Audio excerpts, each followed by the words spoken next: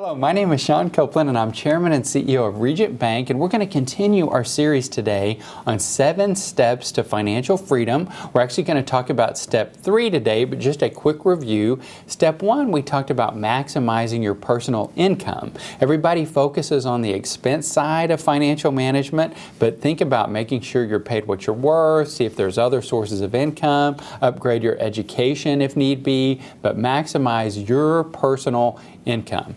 Step 2 was the dreaded B word. We've got to have a budget. It's very important that every month we track our expenses versus some plan so that we know whether or not we are staying on track. If you don't do it, there is no way to manage your finances well. There's just no way. And our goal with that budget is to create a rainy day savings account that has at least 3 to 6 months of expenses in it. That way you know that you can recover from unexpected interruptions in income or expenses that you just weren't expecting. So that was step 2. Step 3 we're going to talk about, and these kind of go in order. Step 3 is going to be pay off your credit cards. Unfortunately, credit cards are so easy to use, and I know that. And there are advantages to credit cards. It's good to use them a little bit and pay them off every month because it will help to build your credit score. It also works if you're very disciplined to use credit cards because you can get a lot of benefits with those. Airline miles, points, there's a lot of things you can do, but the key is you don't want to leave balances on those over time.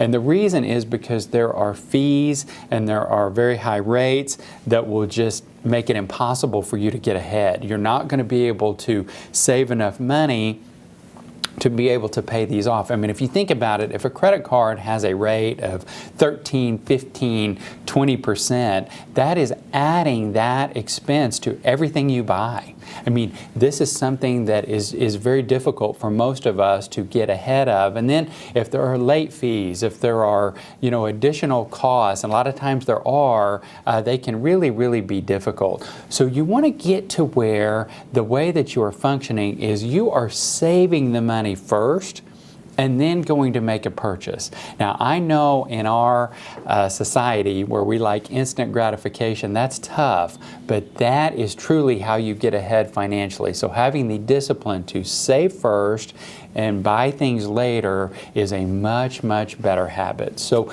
step 3, just to kind of summarize, is we want to be sure and pay off all credit card debt that we have on a monthly basis and get in a habit of saving first and buying later, as opposed to buying first and then paying it off in arrears.